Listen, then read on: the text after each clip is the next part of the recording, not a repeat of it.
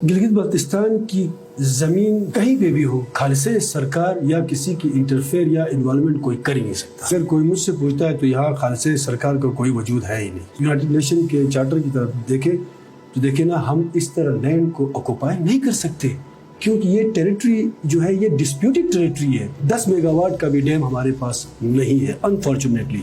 तो इस वक्त गिलगित बल्तिस्तान दुनिया में स्ट्रेटेजिकली सबसे अहमियत रखने वाला खित्ता बन चुका है। अब तो यहाँ पे नौबत ये है कि शामलात पे भी कब्जे स्टार्ट हो गए, जबकि दियावर और गिजर जो है वो नॉन सेटल्ड लैंड एरियाज थे यहाँ पे। बिस्मिल्लाहिर्रहमानिर्रहीम। गिलगित मीडिया नेटवर्क के प्रोग्राम मुज़ाकरा के साथ मैं हूँ ताहिर राना। नाज़रीन, खालसा सरकार क्या है और ये कब से गिलगित बल्तिस्तान में राइज है और इस इलाके के अंदर हिस्ट्री क्या रही है खालसा सरकार की, इस हवाले से बात करेंगे। और हाल ही में तजावुज़ात को हटाने के दौरान अवामी रद्द अमल की भी बात करेंगे। हमारे साथ आज प्रोग्राम में मौजूद हैं प्रोफेसर अजमल हुसैन साहब, जो कि साबिक फेडरल मेंबर हैं प्राइम मिनिस्टर के टास्क फोर्स बराए मिनरल्स और सीनियर रहनुमा है पाकिस्तान तहरीक इंसाफ के। अजमल साहब, आपको खुश आमदीद कहते हैं। और साथ साथ मेरा पहला सवाल आपसे ये है, आगे जाने से पहले, कि गिलगित बल्तिस्तान में ये खालसा सरकार कब से राइज है और खालसा सरकार की हकीकत क्या है? बहुत शुक्रिया आपका, आपके चैनल का। देखिए, ये इसकी एक बहुत बड़ी हिस्ट्री है। 1947 से पहले आप चले जाएं तो ये जो खालिसे सरकार का कॉन्सेप्ट जो राइज हुआ था, ये 18th सेंचुरी में जब महाराजा रंजीत सिंह जो है उसने अपना एक बेस बनाया लाहौर में। फिर वहाँ से उसने जो गुलाब सिंह थे उसके थ्रू जम्मू एंड कश्मीर, लद्दाख, गिलगित बल्तिस्तान पे इन्होंने अपनी एम्पायर की एक्सपेंशन कर दी। तो ये बहुत 18th सेंचुरी में। फिर उसके बाद फिर जो फर्स्ट आपका खालिसे सरकार जो इम्पोज हुआ वो 1907 और 1917 के दरमियान। सही। और उससे पहले 1865 में बल्तिस्तान में ये नाफिज हुआ था। और नाफिज होके उसमें उन्होंने ये कहा कि भाई जो वहाँ कल्टिवेटर्स हैं, लोकल जो वहाँ के बाशिंदे हैं, उनको मखसूस ज़मीन दिया गया। और जो महाराजा, जो राजा थे वहाँ पे, उन राजा को बड़े बड़े लैंड उन्होंने अपने सुपुर्द कर दिया। और जो बच गए, जिसे आप कहते हैं बंजर ज़मीन जो है या आपके पास्चर वगैरह है, वो सारे उन्होंने खालिसे सरकार डिक्लेयर कर दिया। सही। और उसके बाद फिर ये सिलसिला चलता रहा। 19th सेंचुरी के बाद फिर 1936 में फिर ये नाटोर रूल भी आ गया। उसकी इम्प्लीमेंटेशन भी 1946 में भी इसकी इम्प्लीमेंटेशन हो गई। और 1947 के बाद जिस तरह हम डिफरेंट डायमेंशंस में हमारा स्ट्रक्चर जो है, गिलगित बल्तिस्तान का स्ट्रक्चर जो है वो डिफरेंट डायमेंशंस में हमें, हमारे लोगों पे, हमारे इलाके पे इम्पोज हुआ। इसी तरह ये रूल भी, वही सिखों का रूल जो है वो आज़ादी के बाद भी चलता रहा। अच्छा। और बाकायदा प्रॉपरली बल्तिस्तान में 1966 में ये बल्तिस्तान में ये रूल अप्लाई हुआ लैंड रिफॉर्म्स का। और उसके बाद सेकंड जो हुआ था वो 1978 और 80 में गिलगित में हुआ। क्योंकि देखिए, एक चीज़ मैं आपको बता दूं कि जब डोगरा एम्पायर थी, उस वक्त जब उन्होंने खालिसे सरकार की जब डिक्लेरेशन की तो उनमें गिलगित के कुछ इलाके, मसलन गिजर का इलाका था गिलगित, क्योंकि उस वक्त एजेंसी थी। गिजर का जो इलाका था, गोमन हो, होल हो, गुपिस हो, यासीन हो, ये खालिसे सरकार डिक्लेयर नहीं हुए थे। इसी तरह हुंजा भी खालिसे सरकार डिक्लेयर नहीं था, नगर भी डिक्लेयर नहीं था, ये और दियामर, दरेल, तांगिर और चिलास भी। और जबकि नगिर और हुंजा जो है ये उन्होंने एक, जिसे कहते हैं फ्यूडलिस्ट एक सिस्टम वहाँ पे लाया था, जो राजदारी थी। जो राजे वगैरह थे या मीर थे, उन्होंने नगिर और हुंजा की जो सारा लैंड था वो उनके पास चला गया। जबकि दियावर और गिजर जो है वो नॉन सेटल्ड लैंड एरियाज थे यहाँ पे। फिर और किसी हद तक गिलगित जो सिटी है, अभी जो सिटी है गिलगित, जो शहर है, इलाका है, ये भी राजों और मीर के उनके एम्पायर के अंदर आता था। एक एम्पायर के अंदर गिलगित की हिस्ट्री है कि एक सब एम्पायरिज्म भी आ चुकी है। इसी तरह बल्तिस्तान जो है वो ज़्यादातर राजा और मीर वगैरह थे। तो यहाँ पे ये है कि उस वक्त जो लोकल्स थे, वहाँ पे बाशिंदे थे, جو کاشتکاری کرتے تھے ان کو ایک مخصوص زمین اس لیے الاٹ کی جاتی تھی تاکہ وہ اپنی ڈیلی کا روٹین چلا سکے. حالانکہ اگر دیکھے جائے تو دیکھیں آپ کے انفرادی آپ کا لینڈ ہوتا ہے اور آپ کے شاملات ہوتے ہیں, آپ کے ویسٹ لینڈ ہوتا ہے اور آپ جنگ سے ایکوائر کرتے ہو.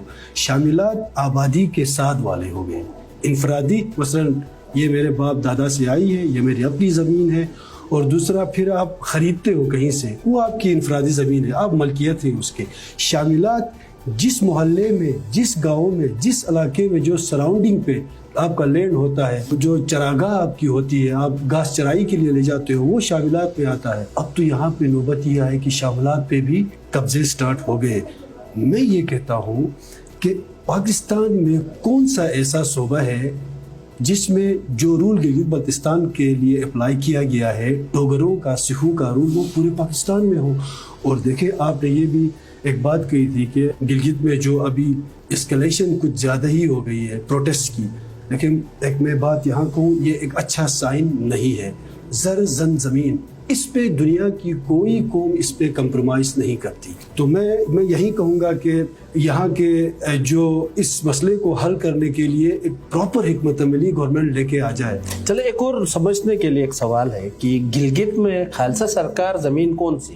اگر آپ سے کوئی پوچھے کہ خالصہ سرکار زمین کون سی ہے تو آپ کا کیا جواب؟ دیکھیں اگر کوئی مجھ سے پوچھتا ہے تو یہاں خالصہ سرکار کا کوئی وجود ہے ہی نہیں. کوئی ریٹن کوئی چیز ہے, کوئی قانون ہے؟ دیکھیں یہ قانون, یہ میں نے کہا 1980 میں یہ باقاعدہ ایک قانون پاس ہوا تھا کہ گلگت بلتستان کی جتنی بھی زمین ہے, جس میں وہ بھی شامل تھے جو پہلے نان سیٹلڈ ایریاز تھے, گزر, دیامر, یہ سارا گلگت بلتستان جو ہے وہ اب ناٹو رول میں آئے گا اور اس میں کوئی بھی الاٹمنٹ نہیں ہو سکتی. اچھا, ناٹو رول تھوڑا سا بتائیں.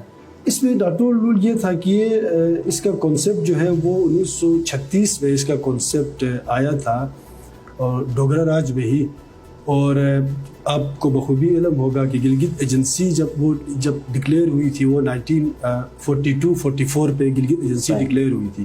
ناٹو رول میں یہ تھا کہ فرض کریں کہ in case of any uncertainty, ٹھیک ہے نا, تو آپ اگر کوئی دعویٰ کرتا ہے اس لینڈ پہ اور کورٹ کا فیصلہ آ جاتا ہے اس کے حق میں, تو یہ گنجائش موجود تھی کہ وہ لینڈ جو ہے اس کی ڈسٹریبیوشن اس پہ چلی جائے. یہ ناٹو رول تھا. بعد میں یہ ہوا کہ پہلے 1965 میں ناٹو رول بلتستان میں ہوا, پھر 78 اور 80s میں گلگت میں ہوا, پھر جا کے آگے 86 میں یہ ناٹو رول بھی ختم ہوا اور انہوں نے ہر چیز کو ڈکلیئر کیا خالص سرکار. میں یہاں پہ ایک امپورٹنٹ بات میں آپ سے شیئر کرنا چاہتا ہوں. دیکھیں گلگت بلتستان ہسٹوریکلی, جیوگرافک لحاظ سے اگر آپ دیکھیں تو اس وقت گلگت بلتستان دنیا میں اسٹریٹجیکلی سب سے اہمیت رکھنے والا خطہ بن چکا ہے. یہاں پہ منرل ریسورسز دیکھیں, دنیا میں گلگت بلتستان جو ہے ٹاپ 10 ممالک میں آتا ہے جہاں پہ منرل رچ خزانہ ہے. لیکن آج آپ ڈپارٹمنٹ کے پاس جائیں, بڑی افسوس ہوتا ہے ڈپارٹمنٹ کو ہی دیکھیں, کیونکہ ہم اس کو یوٹیلائز نہیں کر سکے. ہاں, ورنہ تو ہم اس کو یوٹیلائز کریں تو یہاں کوئی غریب ہی نہ رہے, یہاں پہ تو سارے جو ہے مالدار بنے. پلس دیکھیں نا کہ 5600 کے قریب گلیشیئرز ہیں گلگت بلتستان میں, اور آپ کا دریا آپ کو چیر پھاڑ کے جا رہا ہے. ہم دعوے بڑے کرتے ہیں 1 لاکھ میگا واٹ, لیکن کبھی اس پہ 10 میگا واٹ کا بھی ڈیم ہمارے پاس نہیں ہے انفارچونیٹلی. یہ وجہ یہی ہے کہ یہ نیگلیجنسی. ایک امپورٹنٹ چیز اگر ہم دیکھیں یونائٹڈ نیشن کی ریزولوشن کی طرف, یونائٹڈ نیشن کے چارٹر کی طرف دیکھیں تو دیکھیں نا, ہم اس طرح لینڈ کو آکوپائی نہیں کر سکتے کیونکہ یہ ٹیریٹری جو ہے یہ ڈسپیوٹڈ ٹیریٹری ہے. ہاں, لینڈ مافیا کو آپ کاؤنٹر کریں. اچھا, میں یہی جاننا چاہ رہا تھا اجمل صاحب, دیکھیں ہم نے یہ بھی دیکھا ہے کہ ٹھیک ہے کہ عوام نے ریزسٹ کیا, کچھ جگہوں پر ہم بھی کہتے ہیں کہ غریب عوام کو ہی نشانہ نہ بنایا جائے. تجاوزات ہٹانے سے متعلق ہم نے دیکھا ہے کہ جو مافیا ہے اصل, جس نے 2,000 کنال 4,000 کنال زمینیں الاٹ کی ہے, جس میں ہمارے اپنے سہولتکار بھی, ان کو چھوڑ کر اگر آپ مظلوم عوام کے پیچھے جائیں گے اور عوام کی طرف سے رد عمل آئے تو میرے خیال سے یہ طریقہ نہیں ہوتا کہ آپ ان کو بلڈوز کر سکیں. آپ بالکل صحیح کہہ رہے ہیں. دیکھیں یہی تو جب اس دور میں تھوڑا سا اس کو لنک کرنا چاہوں گا کہ جب جو لوکل باشندے تھے ان کو وہ لمیٹڈ زمین اس لیے الاٹ کی گئی تھی کہ وہ وہاں سے لوکل پروڈکشن کر سکے اور مالیہ دے سکے وہاں راجکی نظام کو، اور اس میں ہمارا ایک پورا کنٹرول نہیں رہا. اور جس طرح آپ نے کہا کہ جو اندر کے سہولتکار ہیں، آپ بالکل صحیح کریں، جب تک لینڈ مافیا پہ پہلے اس چیز کو ٹیکل نہیں کیا جائے گا، ورنہ ایک بندہ جو ہے اس کی 3000 کنال زمین اندر کے سہولتکار اس کے ساتھ ملے ہوئے اور 3-4 ہزار کنال 2500 کنال اس کی الاٹمنٹ ہے، اور پیچھے بڑے بڑے نام ہیں، اور پیچھے اور دیکھتے ہیں کہ ساتھ اس کے ساتھ رہنے والا بندہ جس کے بعد گھر میں کھانے کے لیے روٹی نہیں ہے، اس کی زمین قبر کے لیے جگہ نہیں ہے، اس کے پاس بیچارے کے پاس. یہی اسی لیے میں کہہ رہا تھا کہ دیکھیں گلگت بلتستان اسمبلی الحمدللہ امپاورڈ ہے.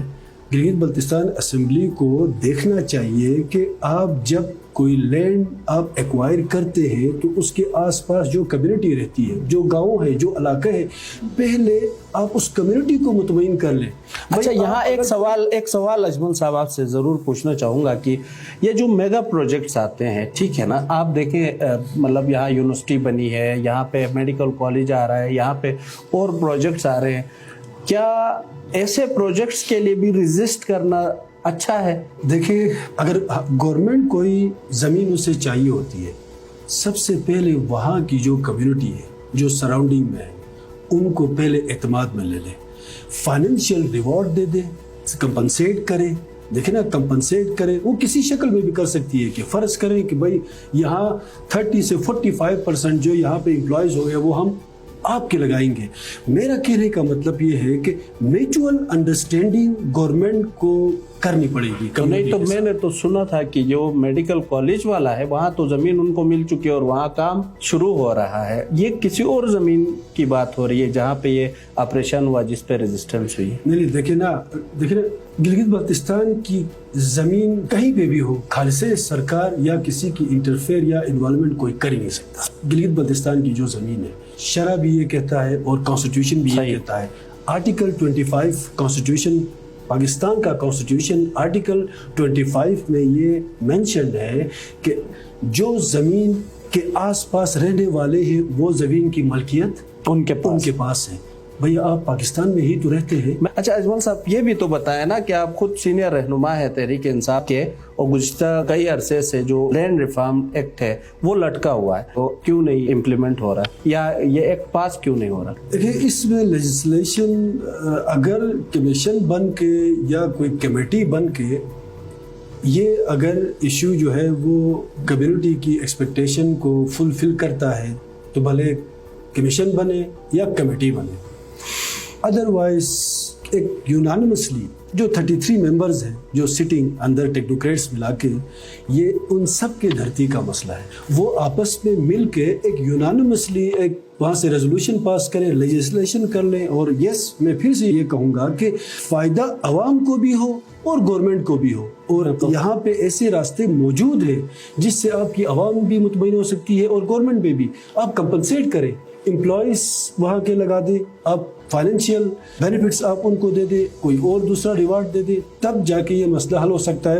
ورنہ دیکھیں، پہلے اتنی تیزی نہیں تھی. منور میں جو واقعہ ہوا اس کے بعد کافی تیزی آئی ہے. اور آج میں پرسنلی خود گلگت سٹی میں واچ کر رہا تھا، شاید مجھے فرسٹ ٹائم ایسا لگا کہ پوری گلگت سٹی کے اندر مارکیٹ جو تھی وہ پورے شٹل ڈاؤن تھا. صحیح. اجمل صاحب، اس کا کوئی حل آپ اگر بتا سکے، ظاہر انتظامیہ کو آپ کوئی مشورہ دینا چاہیں کہ یہ جو موجودہ کرائسس ہیں ان کو بہتری کی طرف لانے کے لیے کون سے اقدامات اٹھائے جا سکتے ہیں؟ دیکھیں، ہماری جی بی اسمبلی جو ہے، ہمارے منسٹر صاحبان کا ان کا مین رول ہونا چاہیے. اور دوسری بات، اگر کوئی یہ کہتا ہے کہ بھائی پی ٹی آئی کی گورنمنٹ ہے، آپ اس مسئلے کو پی ٹی آئی گورنمنٹ کو حل کرنا چاہیے، تو یہ دروازہ جو دکھایا ہے جتنی بھی گورنمنٹس آئی ہے، آپ کو پتہ ہے کہ منور کا جیل، ہاسپٹل وغیرہ کب بنے، جی بی اسکوٹ وغیرہ، یہ جب پیپلز پارٹی دور تھا اس وقت یہ بنے تھے. کوئی یہ نہیں کہہ سکتا، کسی خاص پارٹی کو پن پوائنٹ نہیں کر سکتا، اور نہ یہ کسی پارٹی کا ایشو ہے. تو اپوزیشن ہو چاہے سول سوسائٹی ہو، جتنے بھی اسٹیک ہولڈرز ہیں، آپ کے ایکسپرٹس ہوتے ہیں، ان کو بھی آؤٹ سورسنگ بھی کر کے ہمارے اسمبلی سے آپ مل کے ایک آپس میں میچول ایک انڈرسٹینڈنگ کر کے تب جا کے کوئی چیز سامنے لا سکتے ہیں جی بی اسمبلی کے تھرو. اب اس کو سیریس ہونا پڑے گا، کیونکہ دیکھیں کہ یہ خطہ بہت سینسٹیو ہے. इस खत्ते पे ऑलरेडी हमारी पूरे पाकिस्तान की इकॉनमी जो है वो क्राइसिस का शिकार है। बलूचिस्तान में आप देख रहे हैं पिछले 5-6 दिनों से हालात ठीक नहीं हो रहे हैं। KPK में आपकी अनसर्टेनिटी है। आप क्यों एक नया महाज खोलना चाह रहे हैं गिलगित बल्तिस्तान के अंदर? तो मैं एडमिनिस्ट्रेशन से भी मेरी ये रिक्वेस्ट है और स्पेशली पाकिस्तान तहरीक इंसाफ की गवर्नमेंट से भी है कि वो आप जितने भी स्टेक होल्डर्स हैं उन सारों को आप बिठाएं, कम्युनिटी के नोटेबल्स हैं उन सारों को भी बुलाएं, आप मीटिंग्स पे मीटिंग्स कर लें, कोई ऐसी चीज़ कर लें जिससे जो अनसर्टेनिटी है, जो वैक्यूम में डेवलप हो रहा है, ये बड़ा खतरनाक वैक्यूम है। अजमल साहब बहुत शुक्रिया, आपने वक्त दिया और बड़ी अहम बातें, आपने अहम गुफ्तगू की हमारे प्रोग्राम में। नाजरीन, यकीनन अवाम के सामने कोई भी ताकत खड़ी नहीं हो सकती और अवाम को मुतमईन करके ही फैसले किए जा सकते हैं। तो कोई ऐसा एडवेंचर ना किया जाए जिसकी वजह से ये इलाका किसी अनसर्टेनिटी की तरफ जाए। तो मुतलका जो भी जिम्मेदारान है या स्टेक होल्डर्स है, उनको चाहिए कि वो सोच समझ के और गौर व फिक्र के बाद कोई ऐसे इकदाम उठाएं या लैंड रिफॉर्म्स एक्ट के अंदर ऐसी चीज़ें लाएं जो आवाम के हक में हो और जो आवाम के लिए काबिल कबूल हो। वरना ये खित्ता इंतहाई सेंसिटिव है, जैसा कि अजमल साहब ने कहा, और आगे जाकर कहें ऐसा ना हो कि हमें लेने के देने पड़ जाएं। इसी के साथ मुझे इजाज़त दीजिए। अल्लाह ने के बाद।